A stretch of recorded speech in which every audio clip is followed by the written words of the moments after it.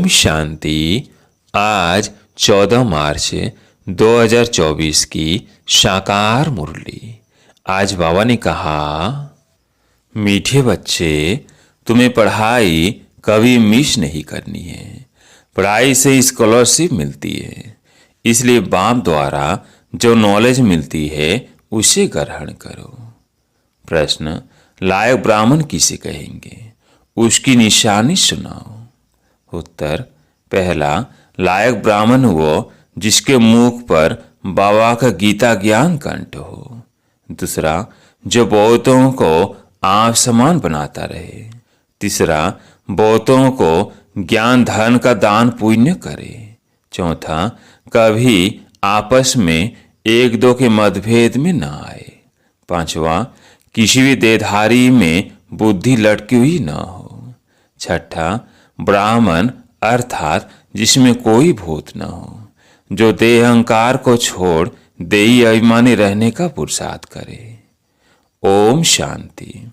बाप ने अपना और सृष्टि चक्र का परिचय तो दिया है। यह तो बच्चों की बुद्धि में बैठ गया है कि सृष्टि चक्र हूबहू रिपीट होता है। जैसे नाटक बनाते हैं, मॉडल से बनाते हैं, फिर वो रिपीट होते हैं। तुम बच्चों की बुद्धि में यह चक्र चलना चाहिए।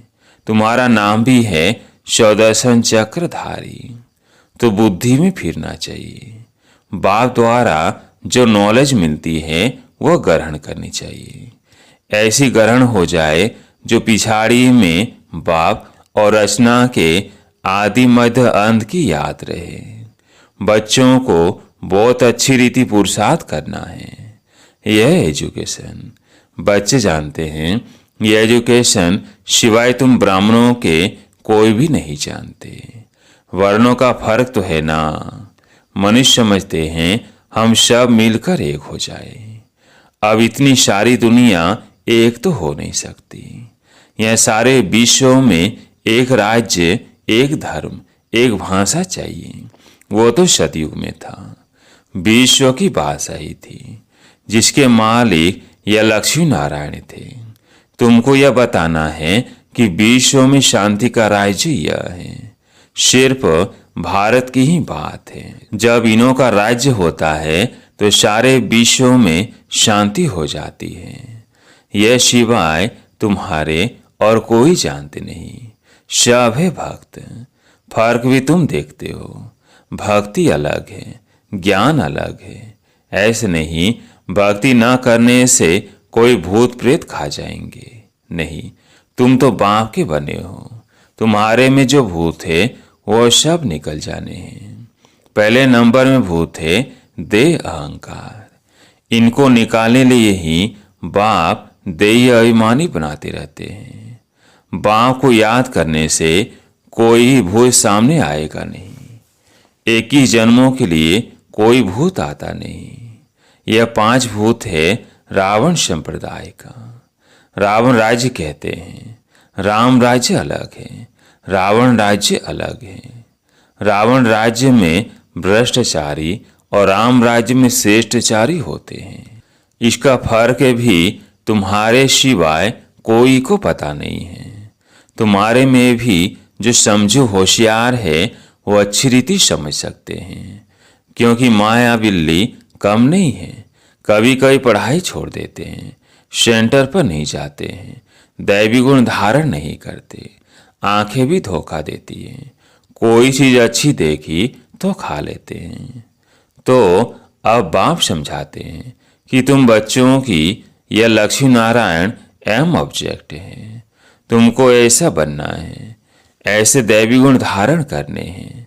यथा राजा रानी तथा प्रजा, सब में दैवी गुण होते हैं। वहाँ असुरी गुण होते नहीं, असुर होते नहीं।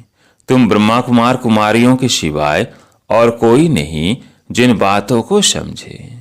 तुमको शुद्ध अहंकार है। तुम आस्तिक बने हो, क्योंकि मीठे मीठे रूहानी बाप के बने हो। यह भी जानते हो कोई में देहधारी,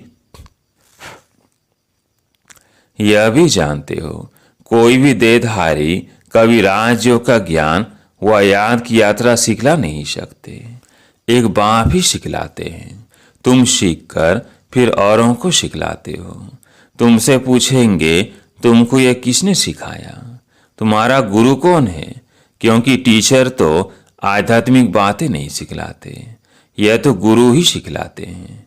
यह बच्चे जानते हैं हमारा गुरु नहीं, हमारा है सदगुरु। उनको सुप्रीम भी कहा जाता है। ड्रामानुसार सदगुरु खुद आकर परिचय देते हैं और जो कुछ सुनाते हैं वो सब सत्य ही समझाते हैं और सचखंड में ले जाते हैं। सत्य एक ही है, बाकी कोई देधारी को याद करना है झूठ। या तो तुम्हें एक बाप को ही याद करना है। जैसे सब आत्माएं ज्योति बिंदु हैं, तो बाप भी ज्योति बिंदु है। बाकी हर आत्मा के संस्कार कर्म अपने अपने हैं। एक जैसे संस्कार हो नहीं सकते। अगर एक जैसे संस्कार हो फिर तो फीचर्स भी एक जैसे हो। कभी भी एक जैसे फीचर्स नहीं हो सकते, थोड़ा फर्क जरूर होता है। यह नाटक तो एक ही है, सृष्टि भी एक ही है, अनेक नहीं। यह गपोड़े लगाते कि ऊपर नीचे दुनिया है, ऊपर तारों में दुनिया है। बाबा कहते हैं यह किसने बताया है? तो नाम लेते हैं शास्त्रों का। शास्त्र तो जरूर कोई मनुष्य ने लिखे होंगे। तुम जानते हो यह तो बना बनाया खेल है। सेकंड बाय सेकंड जो सारी दुनिया का पाठ बजता है, यह भी ड्रामा का बना बनाया खेल है। तुम बच्चों की बुद्धि में आ गया यह चक्र कैसे फिरता है। शायद मनुष्य मात्र जो है वह कैसे पाठ बजाते हैं, बाबा ने बताया है। सतयुग में सिर्फ तुम्हारा ही पाठ होता है। नंबरवार आते हो पाठ बजाने। बाबा कितना अच्छी रीति समझाते हैं। तुम बच्चों को फिर औरों को समझाना पड़ता है। बड़े बड़े सेंटर्स खुलते रहेंगे तो बड़े बड़े आदमी वहां आएंगे, गरीब भी आएंगे। अक्सर करके गरीबों की बुद्धि में झट बैठता है। बड़े बड़े आदमी भल आते हैं, परंतु काम पड़ गया तो कहेंगे फुर्सत नहीं है। प्रतिज्ञा करते हैं हम अच्छी रीति पढ़ेंगे, फिर अगर नहीं पढ़ते तो धक्का लग जाता है। माया और ये अपनी तरफ खींच लेती है। बहुत बच्चे हैं जो पढ़ना बंद कर देते हैं। पढ़ाई में मिस रहे तो जरूर फेल हो पड़ेंगे। स्कूल में जो अच्छे अच्छे बच्चे होते हैं वह कभी शादियों पर इधर उधर जाने की छुट्टी नहीं लेते हैं। बुद्धि में रहता है हम अच्छी रीति पढ़कर स्कॉलरशिप लेंगे, इसलिए पढ़ते हैं। मिस करने का ख्याल नहीं करते। उन्हों को पढ़ाई के सिवाय कुछ भी मीठा नहीं लगता। समझते हैं मुफ्त समय वेस्ट होगा। यहाँ एक ही टीचर पढ़ाने वाला है तो कभी पढ़ाई मिस नहीं करनी चाहिए। इसमें भी नंबरवार पुरुषार्थ अनुसार है।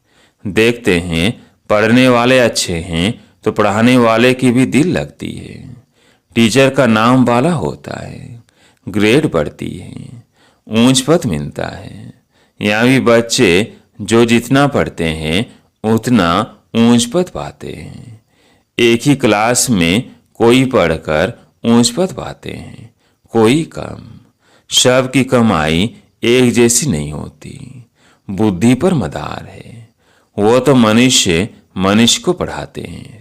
तुम जानते हो बेहद का बाप हमको पढ़ाते हैं तो अच्छी तरह पढ़ना चाहिए, गफलत नहीं करनी चाहिए। पढ़ाई को छोड़ना नहीं चाहिए। एक दो के ट्रेटर भी बन पड़ते हैं उल्टी सुल्टी बातें सुनाकर। परमार्थ पर नहीं चलना चाहिए। श्रीमत के लिए कोई कुछ भी कहे तुमको तो निश्चय है बाप हमको पढ़ाते हैं, फिर वो पढ़ाई छोड़नी नहीं चाहिए। बच्चे नंबरवार है, बाप तो अव्वल नंबर है। इस पढ़ाई को छोड़ और कहाँ जाएंगे और कहाँ से ये पढ़ाई मिल न सके। शिव बाबा से पढ़ना है, सौदा भी शिव बाबा से करना है। कोई उल्टी सुल्टी बातें सुनाकर औरों का मुख मोड़ देते हैं। यह बैंक शिव बाबा की है। समझो कोई बाहर में सत्संग शुरू करते कहते हैं हमें शिव बाबा की बैंक में जमा करना है। कैसे करेंगे? बच्चे जो आते हैं शिव बाबा की भंडारी में डालते हैं। 1 पैसा भी देते हैं तो 100 गुना होकर मिलता है। शिव बाबा कहते हैं तुमको इनके बदले महल मिल जाएंगे। ये सारी पुरानी दुनिया खत्म होने वाली है। धनवान अच्छे अच्छे कुटुंब से बहुत आते हैं।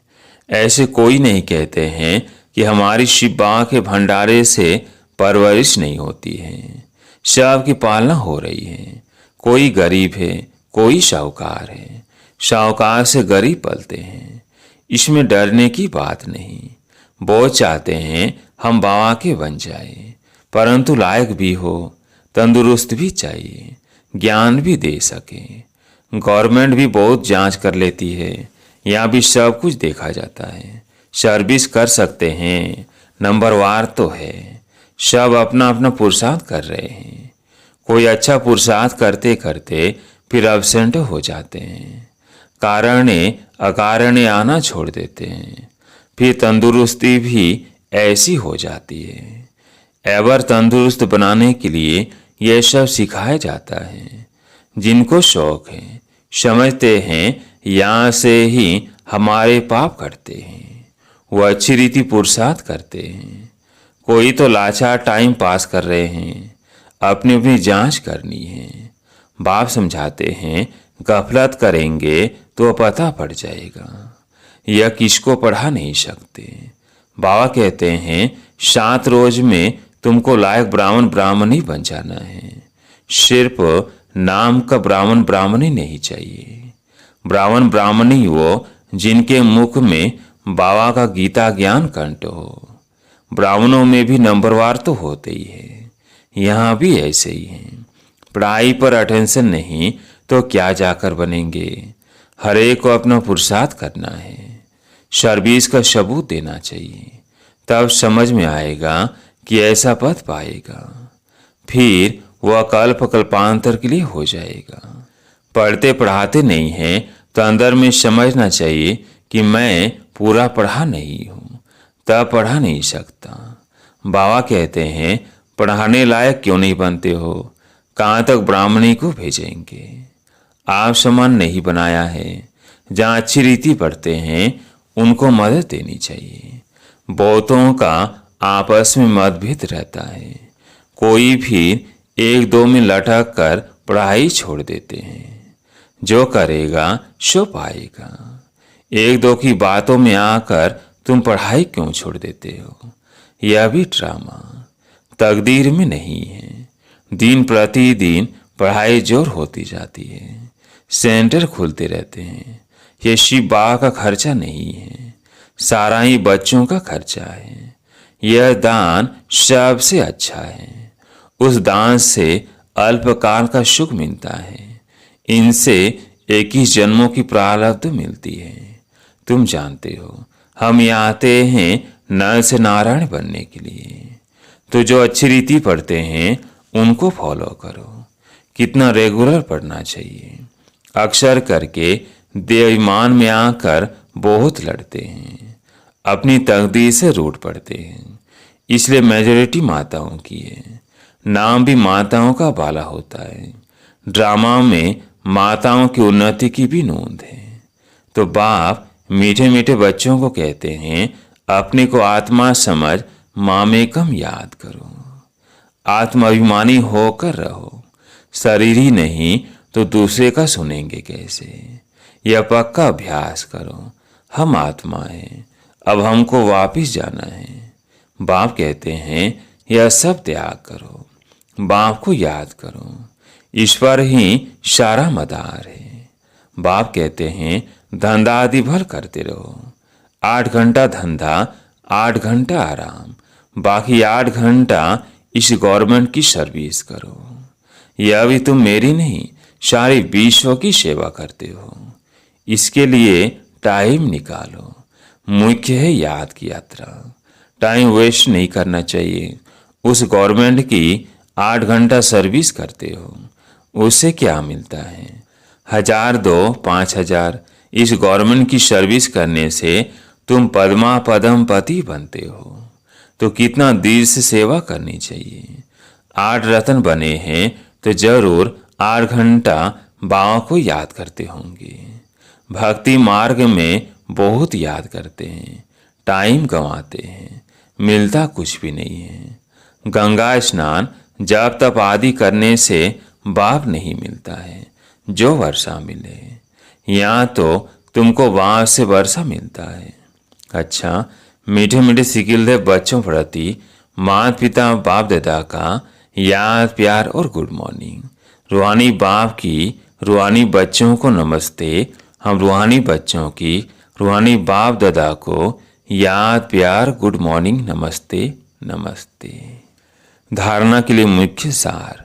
पहला पॉइंट, श्रीमत को छोड़ कभी परमत पर नहीं चलना है। उल्टी सुल्टी बातों में आकर पढ़ाई से मुख नहीं मोड़ना है। मतभेद में नहीं आना है। दूसरा पॉइंट, अपनी जांच करनी है कि हम कहाँ गफलत तो नहीं करते हैं, पढ़ाई पर पूरा अटेंशन है, समय व्यर्थ तो नहीं गंवाते हैं, आत्म अभिमानी बने हैं, रूहानी सेवा दिल से करते हैं। आज प्यारे मीठे बाबा का वरदान, रूहानी ऑथोरिटी के साथ निरंकारी बन सत्य ज्ञान का प्रत्यक्ष स्वरूप दिखाने वाले सच्चे सेवाधारी भव।